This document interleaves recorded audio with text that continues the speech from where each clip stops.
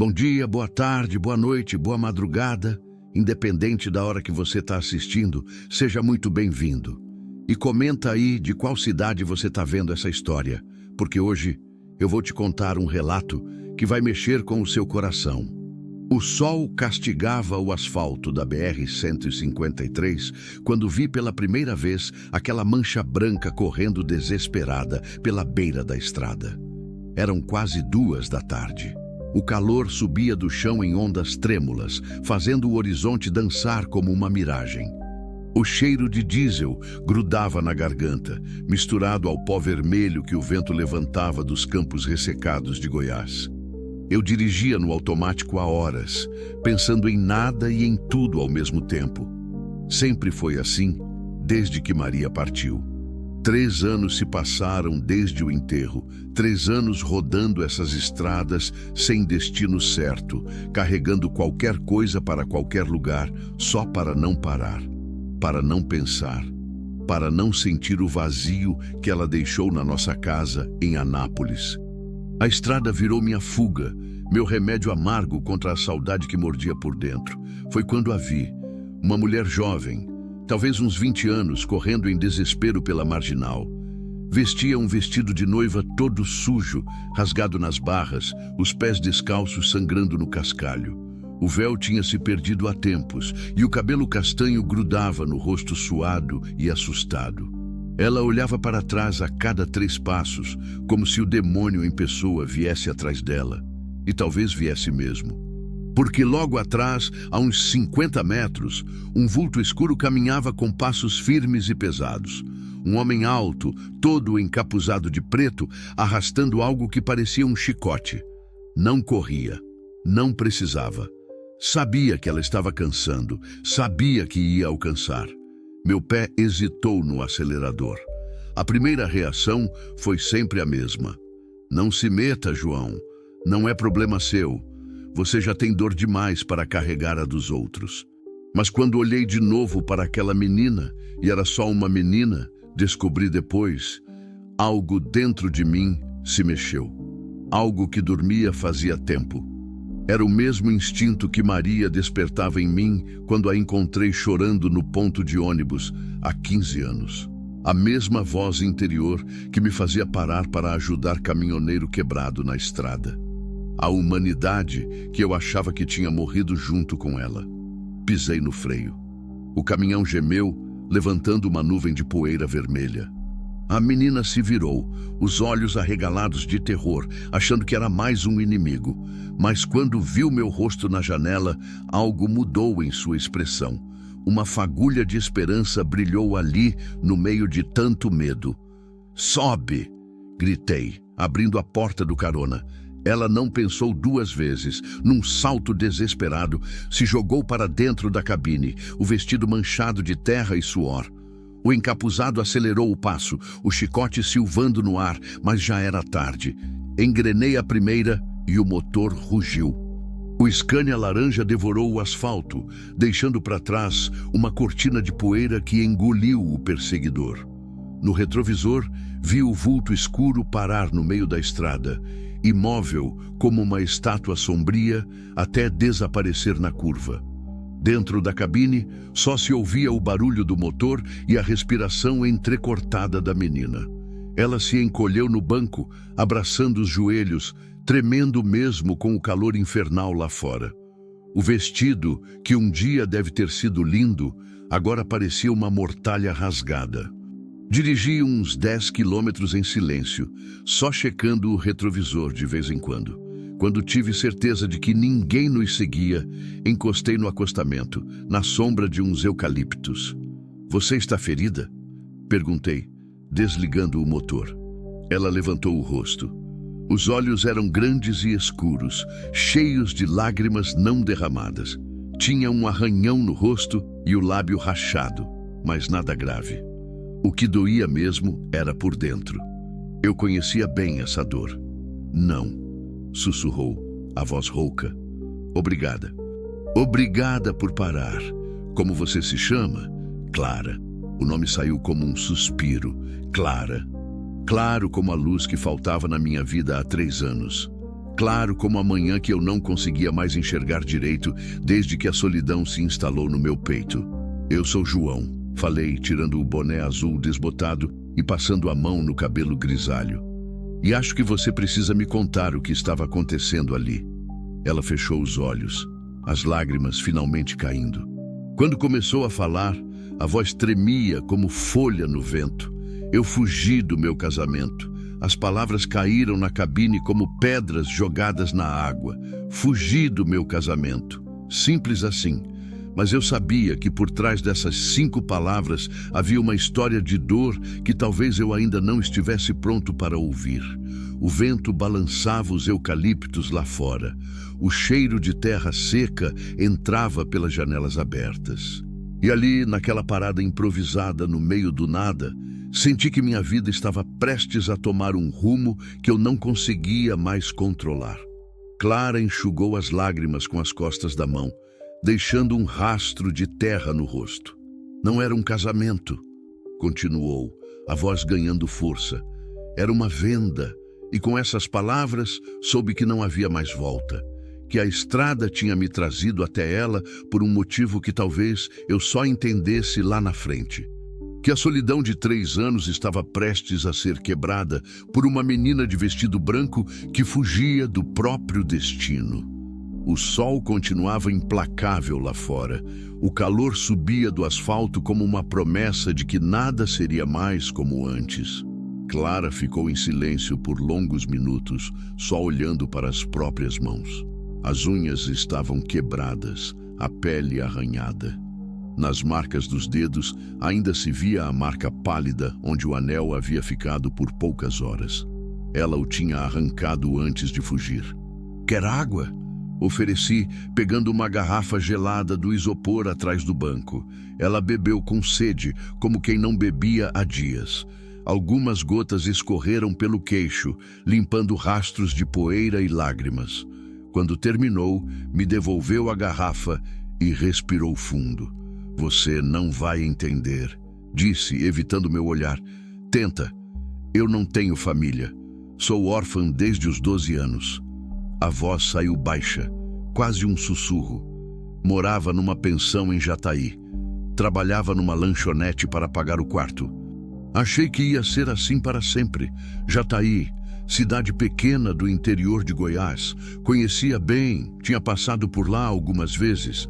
Lugar onde todo mundo conhece todo mundo, onde os segredos duram pouco e as fofocas muito. Até que apareceu um homem, Benedito Santana. O nome saiu da boca dela como se queimasse. Rico, fazendeiro, dono de meio município, 50 e poucos anos viúvo. Disse que tinha notado minha educação e beleza. Clara riu amargo, um som sem alegria. Educação. Eu mal terminei o ensino médio. Beleza? Ela tocou o rosto machucado. Acho que ele quis dizer juventude mesmo. O estômago apertou. Já estava imaginando onde aquela história ia dar e não gostava nada do que via pela frente. Ele foi na pensão falar com Dona Terezinha, a dona. Não comigo. Comigo. Clara engoliu seco.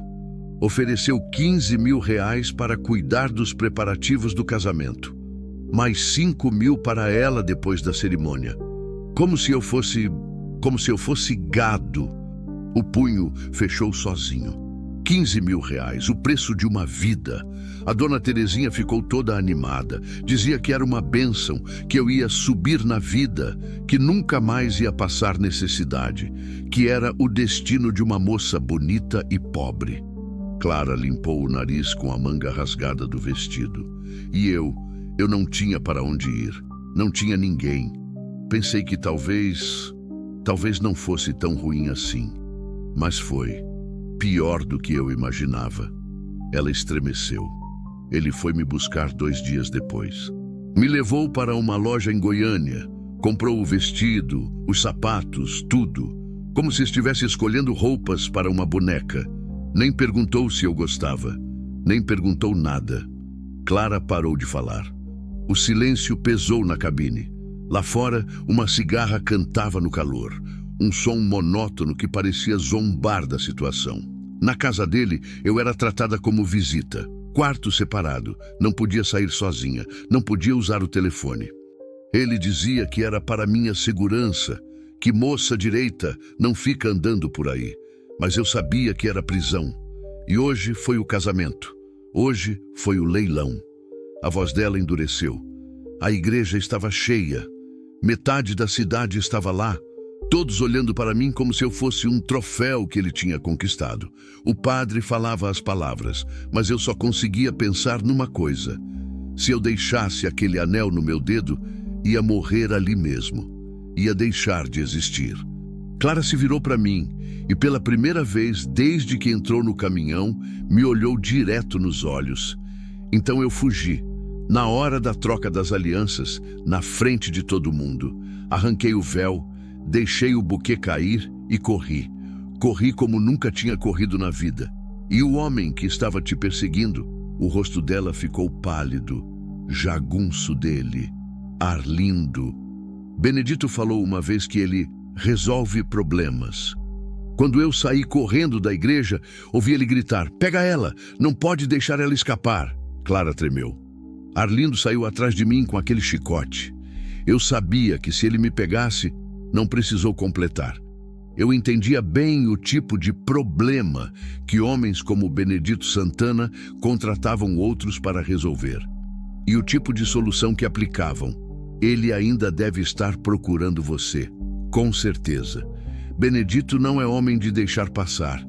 Para ele, eu sou um investimento que deu errado. Uma mercadoria que fugiu da prateleira. Clara riu sem humor. Ele vai querer de volta. O vento mudou de direção, trazendo cheiro de chuva.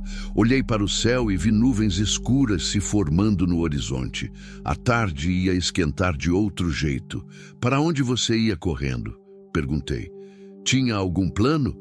Clara balançou a cabeça. Plano nenhum. Só queria sair dali.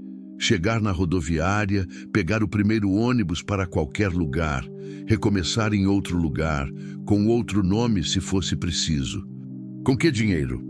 Ela enfiou a mão no decote do vestido e tirou algumas notas amassadas. R$ 80. Era tudo que eu tinha escondido. Sorriu triste. Nem dava para chegar em Brasília. R$ 80. O preço de uma passagem para o fim da linha, se tanto. A coragem daquela menina me impressionava e me assustava ao mesmo tempo. Fugir de um casamento forçado com R$ 80 no bolso e a roupa do corpo. Era de uma bravura que beirava a loucura, ou o desespero. João? A voz dela ficou pequena de novo. Você pode me deixar na próxima cidade? Eu me viro de lá, não quero te meter em confusão. A pergunta ficou no ar. A chuva começou a pingar no para-brisa, grossas gotas que explodiam em estrelas d'água. Em poucos minutos ia cair o mundo. Olhei para Clara, o vestido rasgado, o rosto machucado, os olhos cheios de medo e esperança misturados, e pensei em Maria, no que ela faria se estivesse no meu lugar. Na voz dela me dizendo, como sempre dizia: João, você não pode passar por cima da dor alheia e fingir que não viu. A primeira gota de chuva grossa bateu no capô do caminhão. Não vou te deixar em lugar nenhum, falei ligando o motor. Pelo menos não ainda. Os olhos dela se arregalaram. Mas você nem me conhece e pode ser perigoso. Menina, cortei, engatando a primeira marcha. Eu já perdi tudo que tinha a perder. Perigo agora é o de menos. O motor rugiu e voltamos para a estrada. A chuva começou a cair mais forte, lavando a poeira do para-brisa.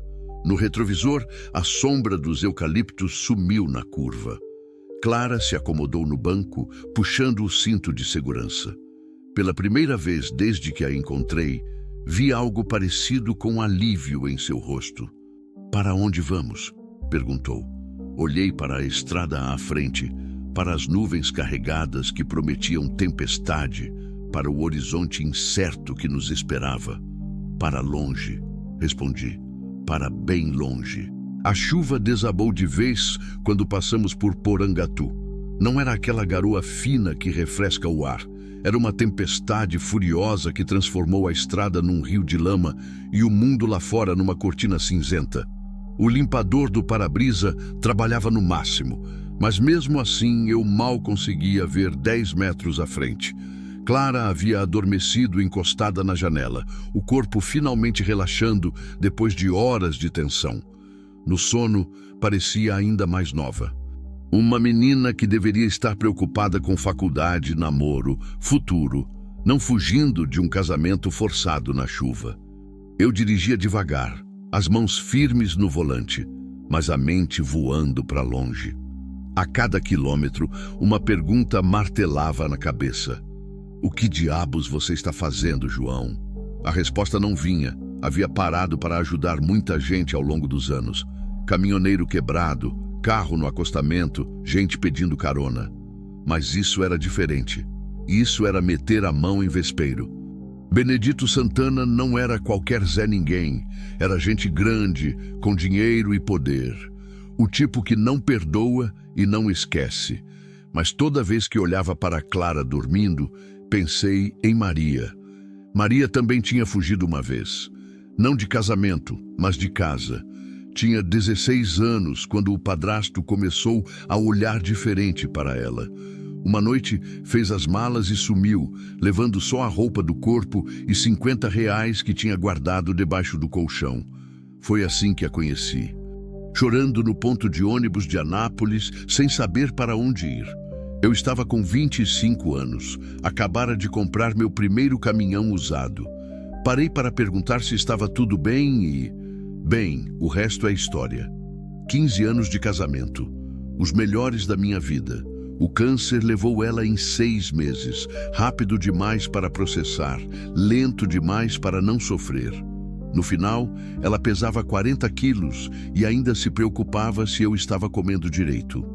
A última coisa que Maria me disse foi: João, não deixa a dor te endurecer, promete que vai continuar parando para ajudar as pessoas.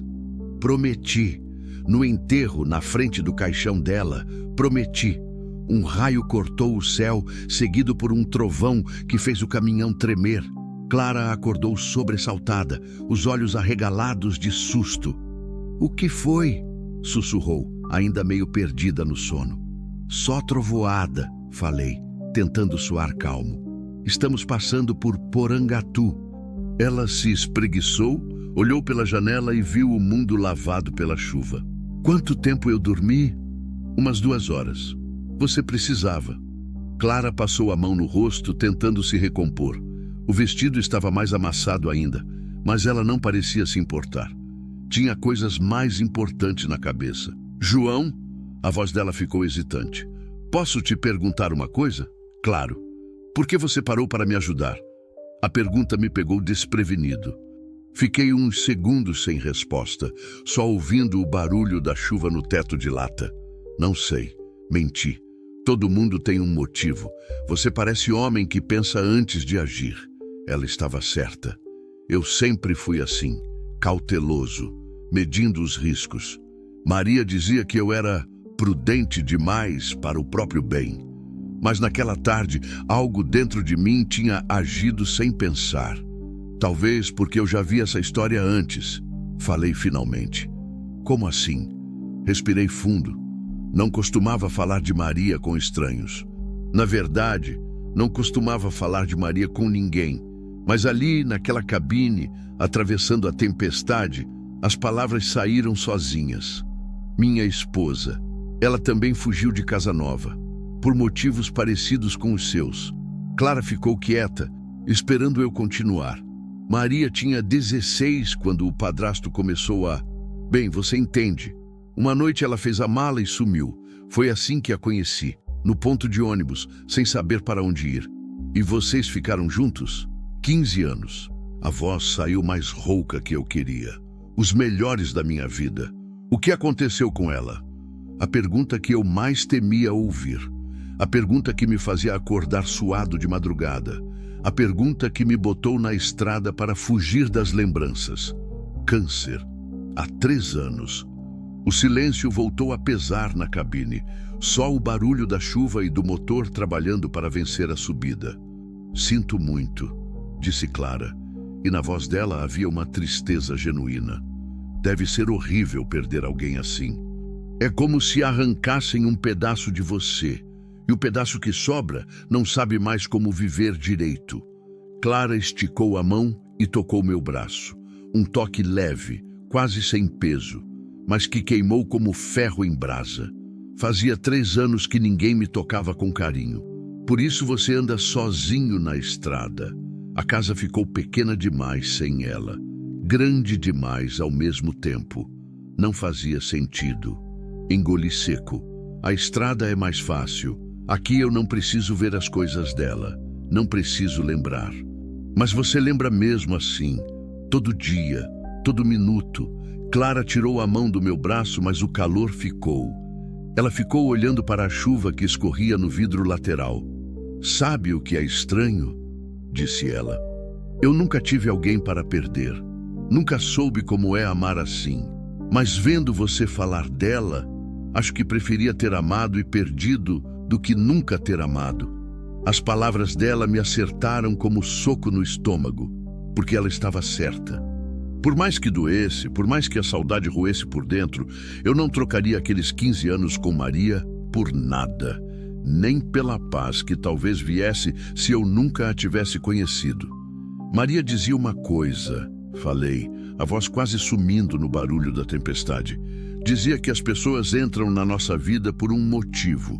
Algumas para ensinar, outras para aprender. Algumas para curar, outras para serem curadas. E você, o que acha que eu vim fazer na sua vida? A pergunta ficou no ar como fumaça de cigarro, pesada, densa, carregada de significados que eu ainda não conseguia decifrar. Um raio iluminou a estrada à frente e por um segundo vi uma placa, Colinas do Tocantins, 80 quilômetros. Estávamos entrando em território desconhecido, literalmente e figurativamente. Ainda não sei, respondi honesto, mas acho que vou descobrir. Clara sorriu pela primeira vez desde que entrou no caminhão. Um sorriso pequeno, triste, mas real. João, obrigada por não ter medo de mim. Medo? Medo dos meus problemas. Medo de se complicar. A maioria das pessoas teria me deixado na primeira cidade. Olhei para ela, o cabelo ainda grudado de suor no rosto, o vestido em frangalhos, os olhos vermelhos de cansaço. Mas havia algo ali que me lembrava de Maria. Não a aparência. Eram completamente diferentes. Era a força, a coragem de quem sobrevive quando deveria ter desistido. Não tenho medo de complicação, falei. Tenho medo de simplicidade, do vazio, do silêncio. A chuva começou a diminuir. Lá na frente, um pedaço de céu azul aparecia entre as nuvens pesadas. Mas eu sabia que a tempestade estava longe de passar. A verdadeira tempestade ainda estava por vir.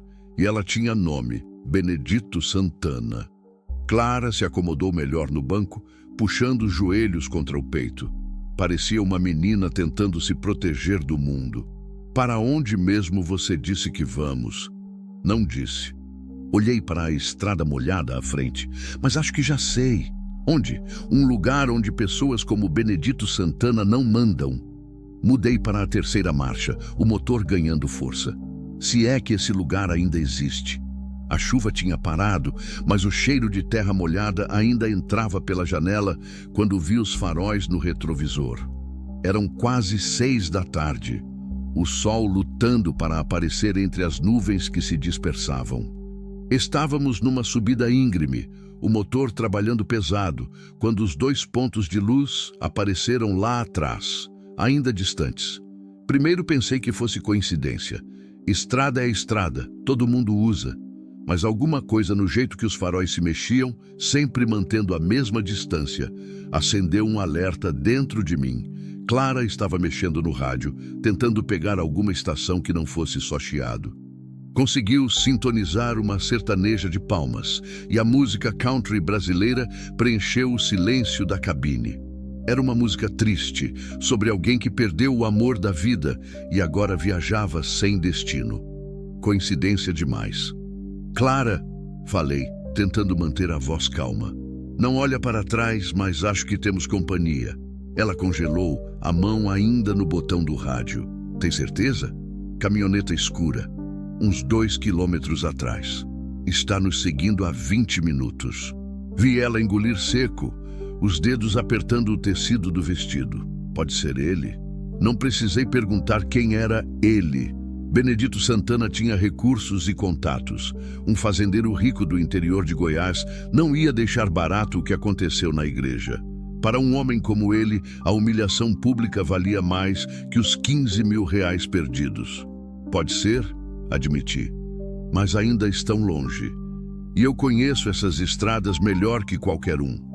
Acelerei um pouco, testando. Os faróis lá atrás aceleraram também, mantendo a distância. Confirmado, era perseguição. O que vamos fazer? A voz de Clara saiu pequena, assustada. Olhei para o painel.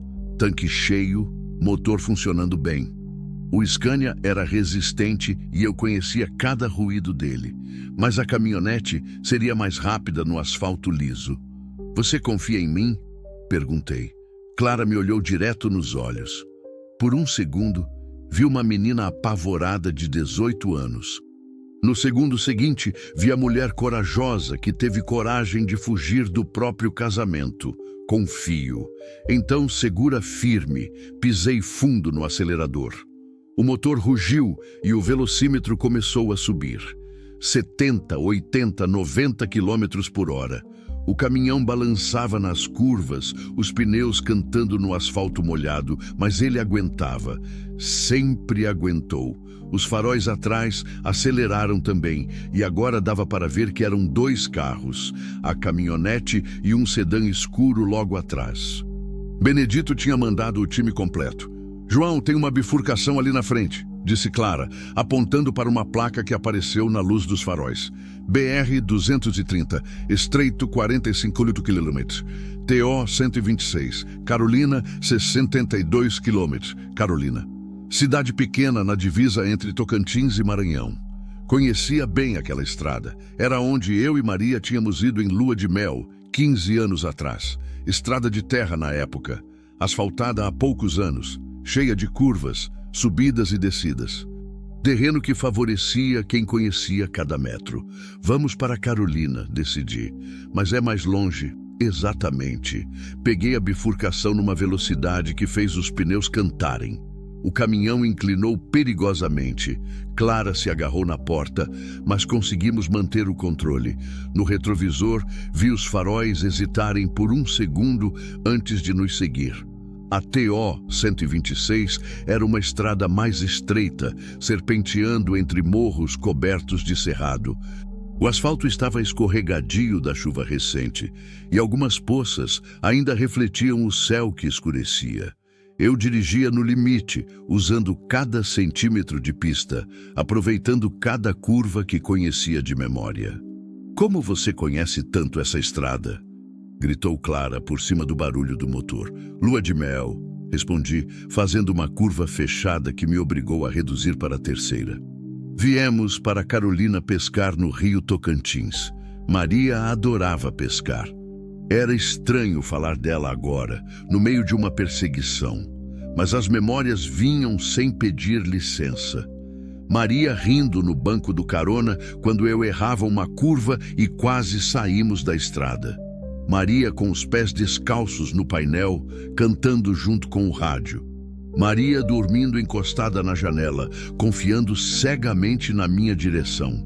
Assim como Clara confiava agora. Um dos carros atrás tentou uma ultrapassagem numa reta curta, mas teve que voltar quando apareceu um caminhão de frente. O Scania era largo demais para ser ultrapassado facilmente naquela estrada. Vantagem nossa. Eles estão ficando nervosos. Observei, vendo os faróis dançarem impacientes atrás de nós. E se eles tentarem nos cercar na cidade? Não vão. Reduzi para a segunda numa subida íngreme. Carolina é pequena, mas tem polícia, delegacia. Benedito pode ter influência em Jataí, mas não em todo lugar. Além do mais, parei de falar quando vi uma terceira luz aparecer na estrada à frente. Vinha em nossa direção, descendo a serra. Outro carro.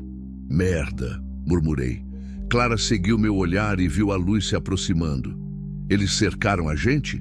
O carro da frente reduziu a velocidade, claramente esperando nossa aproximação. Era uma picape Toyota, com farol de milha aceso, nos ofuscando propositalmente.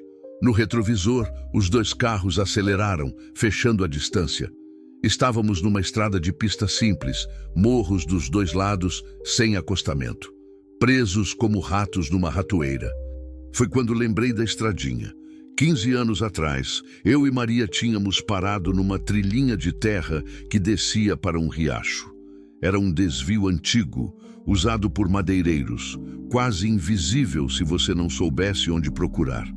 A trilha descia uns 2 quilômetros até uma ponte velha de madeira, atravessava o riacho e subia do outro lado, voltando à estrada principal uns 10 quilômetros mais à frente. Se a ponte ainda existisse, se a trilha ainda fosse transitável. Se. Clara, segura firme de novo. O quê? Por quê? Não respondi. Diminuí a velocidade como se fosse parar, fazendo os carros atrás se aproximarem. A Toyota da frente acelerou, achando que íamos nos render. Quando estavam todos a menos de 50 metros, virei bruscamente para a direita. O caminhão derrapou, saiu da pista asfaltada e mergulhou no que parecia ser apenas mato fechado. Galhos bateram no para-brisa, a cabine balançou violentamente e por um segundo pensei que ia capotar. Mas as rodas encontraram a trilha antiga e o Scania desceu a serra, rugindo como uma fera ferida. "João!" Clara gritou, se agarrando no painel enquanto éramos jogados de um lado para outro. Calma, eu sei onde estou indo." Mentira. Eu torcia para saber onde estava indo. Atrás de nós, os carros pararam na estrada. Ouvi freadas e gritos abafados pela distância. Eles não tinham esperado essa manobra e não iam ter coragem de seguir um caminhão serra abaixo numa trilha de terra no escuro. Pelo menos eu esperava que não tivessem. A trilha era pior do que eu lembrava. 15 anos de abandono, chuvas e vegetação fechada tinham tornado a descida numa montanha russa de buracos, pedras soltas e galhos baixos. O caminhão gemia a cada obstáculo, mas continuava descendo. Devagar, muito devagar, mas descendo.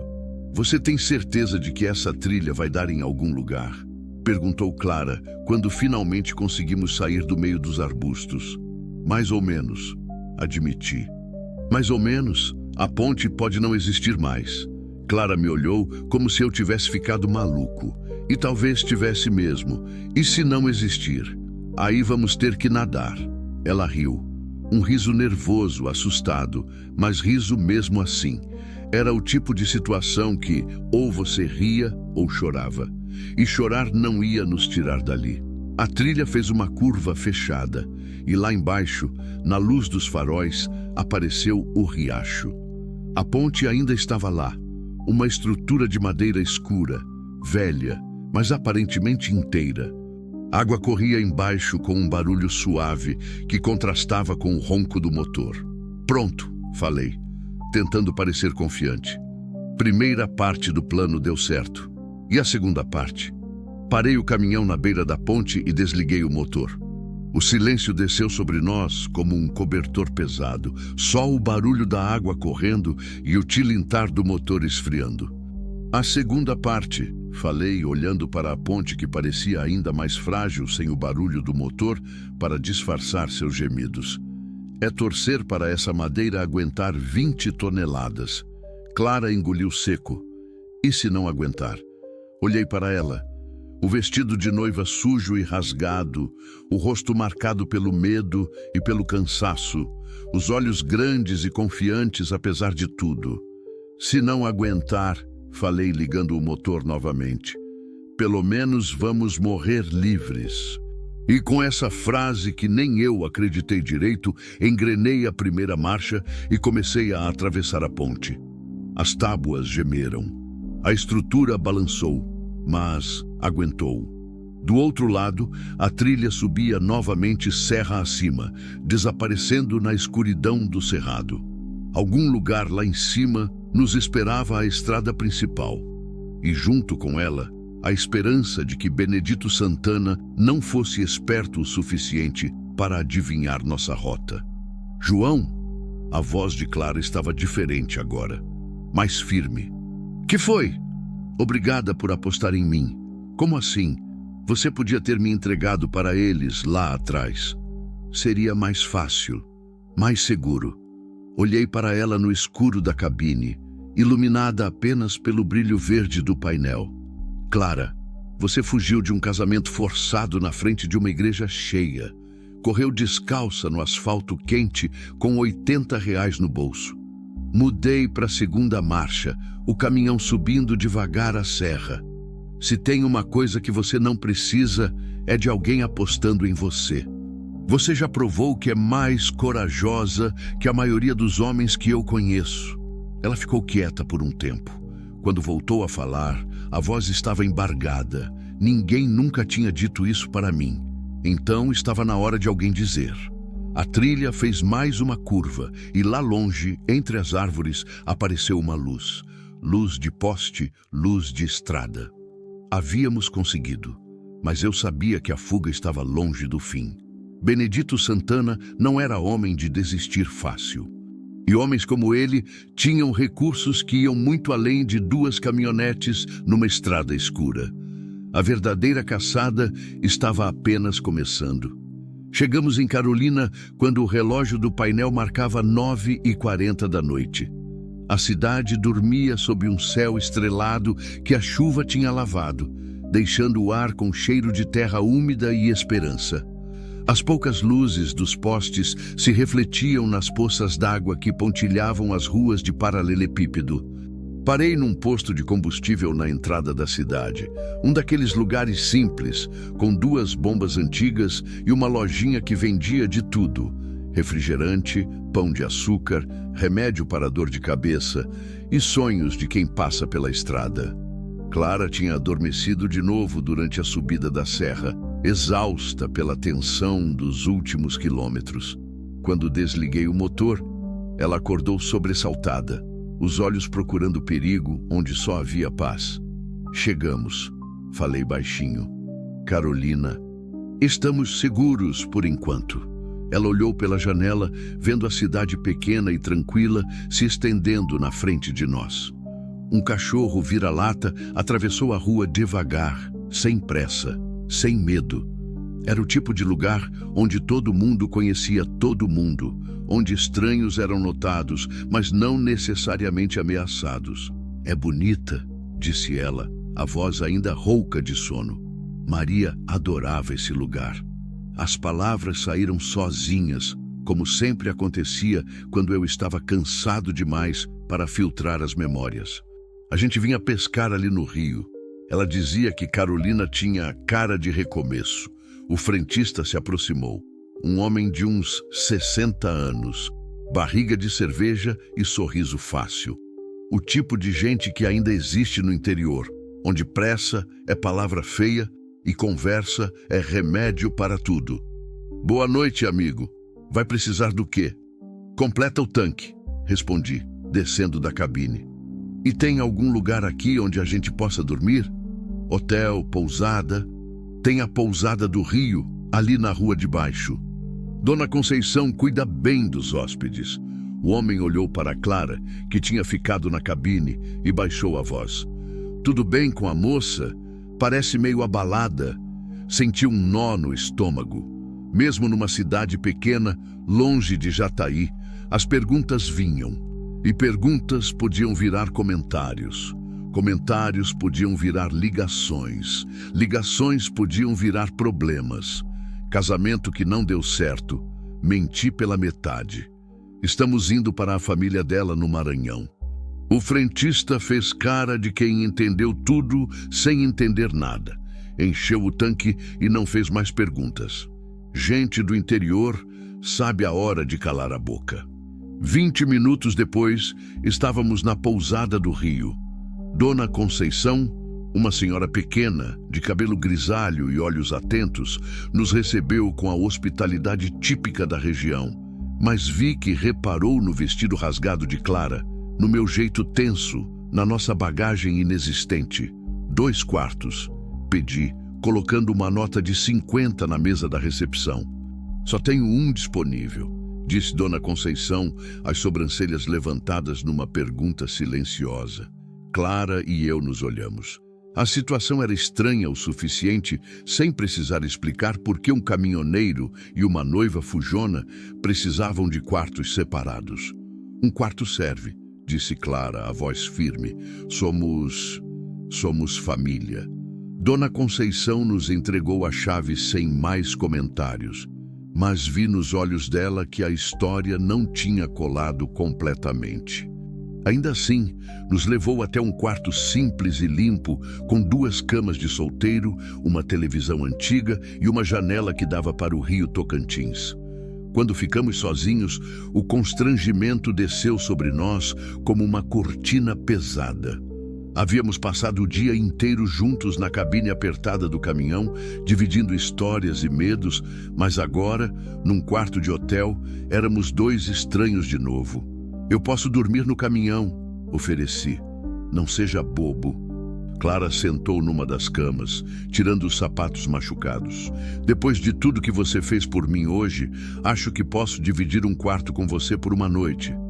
Ela tinha razão, mas mesmo assim fiquei em pé, desajeitado, sem saber o que fazer com as mãos. Fazia 3 anos que eu não dividia um quarto com uma mulher. 3 anos desde que Maria... João? A voz de Clara me trouxe de volta. Você está pensando nela, não é? Como você sabe? Porque você fica com uma cara diferente quando pensa em Maria. Fica mais triste, mais distante. Sentei na outra cama, de frente para ela. Clara havia soltado o cabelo, que caía em ondas escuras sobre os ombros. Sem o véu e sem a maquiagem borrada, parecia ainda mais jovem. Uma menina brincando de vestir roupas de adulto. Desculpa, falei. Não é fácil. Você não precisa pedir desculpa por amar sua esposa. Clara dobrou as pernas, abraçando os joelhos. Na verdade, eu invejo vocês 2. Inveja a forma como você fala dela, como se ela ainda estivesse viva dentro de você. Os olhos de Clara brilharam com lágrimas não derramadas. Eu nunca tive isso. Nunca tive alguém que me amasse de verdade, que me olhasse como se eu fosse especial. Você vai ter, você acha? A pergunta ficou suspensa no ar. Lá fora, o rio corria com seu barulho suave e constante, carregando o tempo e as mágoas para algum lugar distante. Clara, posso te perguntar uma coisa? Claro. O que você vai fazer agora? Digo, depois que sairmos daqui. Você tem algum plano? Ela ficou quieta por um tempo, olhando para as próprias mãos. Não sei. A voz saiu pequena, assustada. Durante toda a correria de hoje, eu só pensava em fugir. Não pensei no depois. Clara levantou o rosto, me encarando. E você? Vai voltar para a estrada? A pergunta me pegou desprevenido. Durante 3 anos, a resposta sempre foi a mesma. Sim, claro, a estrada era minha vida agora. A estrada era minha fuga. Mas pela primeira vez em muito tempo, a ideia de voltar para a solidão da cabine, para o silêncio interminável das BRs, não parecia atrativa. Não sei, admiti. Talvez. Você sente falta de casa? Que casa? A minha virou um museu da saudade. Cada objeto, cada cheiro, cada cômodo me lembrando do que eu perdi. Passei a mão no rosto, cansado. A estrada pelo menos não me julga por não conseguir seguir em frente. Clara se levantou e foi até a janela. A luz da lua cheia entrava no quarto, desenhando sombras prateadas no chão. João, você quer saber uma coisa? Hoje foi o primeiro dia da minha vida que eu me senti livre. Ela não se virou. Continuou olhando para o rio. E mesmo com o medo, mesmo com a perseguição, mesmo sem saber o que vai acontecer amanhã, pela primeira vez as decisões foram minhas. E como é a sensação? Assustadora. Ela riu baixinho, mas boa também. Um silêncio confortável se instalou entre nós. Não era mais o silêncio pesado do constrangimento, mas algo diferente. A quietude de 2 pessoas que se entendiam sem precisar falar. Clara, Hum? Maria dizia uma coisa que eu nunca entendi direito. Até hoje. Ela se virou para me olhar. O que ela dizia? Que a gente não é dono das pessoas que ama, que amor verdadeiro é deixar o outro ser livre para ir embora, mesmo sabendo que pode doer. Clara voltou para a cama, sentando mais perto de mim desta vez. Ela estava falando da morte? Não sei. Talvez de tudo. Da morte, da vida, dos caminhos que a gente escolhe. Olhei para Clara. Você foi corajosa hoje. Escolheu ser livre mesmo sabendo que ia doer. E você, quando vai escolher ser livre da sua dor? A pergunta era simples, mas cortou fundo, porque a resposta estava ali, na frente de mim, há tempos. Eu só não tinha coragem de admitir. Não sei se sei como fazer isso. Clara esticou a mão e tocou a minha. O mesmo toque leve de antes, no caminhão, mas desta vez eu não me assustei. Talvez a gente possa aprender junto. Como assim? Você me ensina a viver livre. Eu te ensino a viver sem medo de ser feliz de novo. Olhei para nossos dedos entrelaçados. A mão dela era pequena, calejada pelo trabalho, mas quente, viva, real. Clara, eu tenho 42 anos. Você tem 18. Eu sou um caminhoneiro viúvo. Você é uma menina que acabou de fugir do altar. Isso não faz sentido. Nada do que aconteceu hoje faz sentido. Ela apertou minha mão. Mas às vezes, as coisas não precisam fazer sentido para serem certas. Fiquei olhando para ela. Para esse furacão de coragem que tinha entrado na minha vida numa tarde de calor. Essa menina mulher que tinha me feito lembrar do que era sentir alguma coisa além de saudade. O que você está propondo? Não sei. Ela sorriu. E pela primeira vez foi um sorriso verdadeiro, sem medo, sem tristeza. Mas acho que podíamos descobrir juntos. Lá fora, o rio continuava correndo, levando embora os detritos do dia anterior, carregando o velho para dar lugar ao novo, como sempre fez, como sempre faria. E ali, naquele quarto simples em Carolina, com o barulho suave da água como trilha sonora, senti algo que não sentia há 3 anos, vontade de acordar no dia seguinte para descobrir o que ia acontecer. Está bem, falei, apertando a mão dela de volta. Vamos descobrir juntos. Clara sorriu e encostou a cabeça no meu ombro. Por alguns minutos ficamos assim, em silêncio, só ouvindo o rio e o coração um do outro. Do lado de fora, Carolina dormia em paz. Benedito Santana e seus capangas estavam longe, procurando fantasmas numa estrada escura. E nós dois, um caminhoneiro enlutado e uma noiva fujona, estávamos descobrindo que às vezes os recomeços mais improváveis são os únicos que valem a pena. Quando Clara adormeceu ainda apoiada no meu ombro, não tive coragem de me mexer. Fiquei ali, sentindo o peso quente da cabeça dela, ouvindo a respiração suave e regular. E pela primeira vez em 3 anos, não sonhei com Maria. Sonhei com a estrada que se estendia à frente, cheia de possibilidades que eu ainda não sabia nomear, mas que já não me assustavam mais.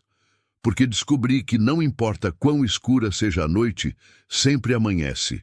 E às vezes, se a gente tiver muita sorte, amanhece acompanhado. Fim.